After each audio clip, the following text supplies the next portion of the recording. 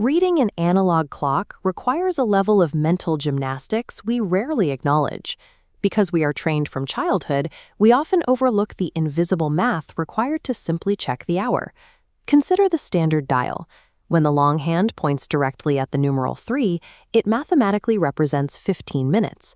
If that same hand moves to the 8, it suddenly represents 40 minutes. The physical marks on the dial change their meaning depending on which hand is being observed.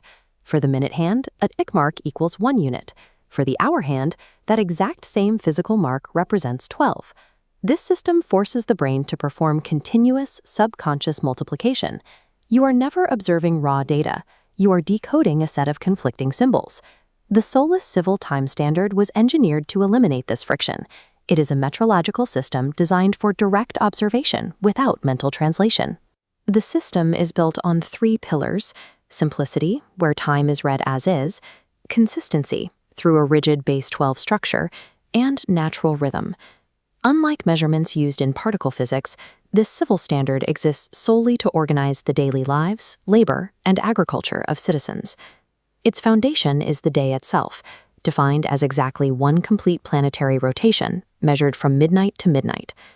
By anchoring the clock to the physical spin of the planet, the system synchronizes human activity with the reality of their environment, rather than arbitrary historical conventions. We begin with a blank circle representing the total duration of a single planetary day. This rotation is divided into 12 primary numerical nodes, establishing our base 12 grid. Between every major node, we place exactly 11 subdivision marks. The resulting geometry provides 144 discrete, equally spaced positions around the dial. On this dial, every position represents its actual numerical value. The numbers on the face are the data itself. Because the numbers are literal, the citizen never performs multiplication. The hand points at the value, and the value is the time. This strict architecture creates a fractal framework. The same visual logic scales from the 24-hour day down to fractions of a second without breaking the rules of the interface.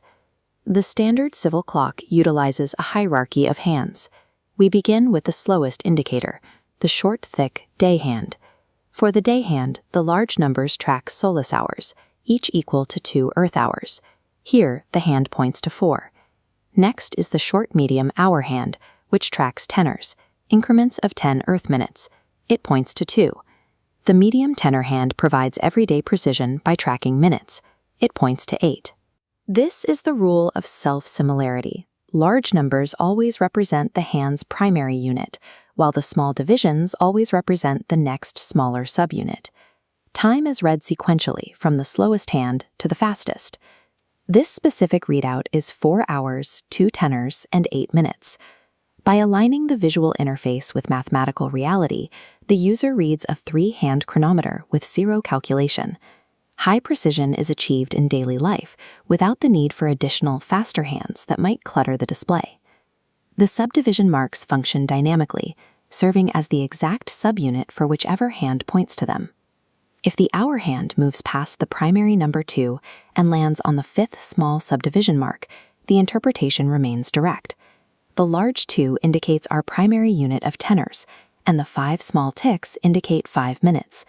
The value is exactly 4 hours, 2 tenors, and 5 minutes. Contrast this with an Earth clock, where the hour hand landing on a subdivision represents an unintuitive 12-minute interval. The dual-purpose geometry removes all guesswork. The clock communicates its exact state, rather than hiding data behind layers of abstraction. For scientific applications, the hierarchy expands to 6 hands, providing extreme resolution. In this hierarchy, the minute hand equals 50 Earth seconds. The second hand corresponds to 4.16 Earth seconds. Specialized instruments use the beat and arc hands for laboratory timing, measuring intervals as small as 28.9 milliseconds. To see this in practice, we can map 8:30 a.m. Earth time to the Solus standard. It is precisely 4:3. Since a Solus hour is 2 Earth hours, 4 hours and 3 tenors places a citizen exactly halfway through the morning cycle. At 2:45 p.m., the Solus readout becomes 7:45. While a 6-hand chronometer looks complex to an outside observer, the rigid adherence to self-similarity makes reading it effortless across any scale. Parallel to civil time, Solus maintains a separate scientific time standard. Scientific time is based on the universal hydrogen resonance, completely independent of planetary movement. This ensures that physics measurements remain identical anywhere in the universe, regardless of local gravity or rotation. Civil time, conversely, is anchored to the biological and societal rhythms of the planet Solus. An advanced civilization requires both, an absolute metric for the cosmos and a localized metric to organize society. Relying on arbitrary historical conventions creates a persistent cognitive load. When design is dictated by history rather than logic, the user is forced to labor just to understand the present. The Solus clock functions as a pure information display, providing a direct readout of the planet's orientation in time. The engineering achievement here is the replacement of mental abstraction with observable mathematical consistency. Each gear and division is a physical expression of a philosophy that prioritizes clarity and precision over tradition.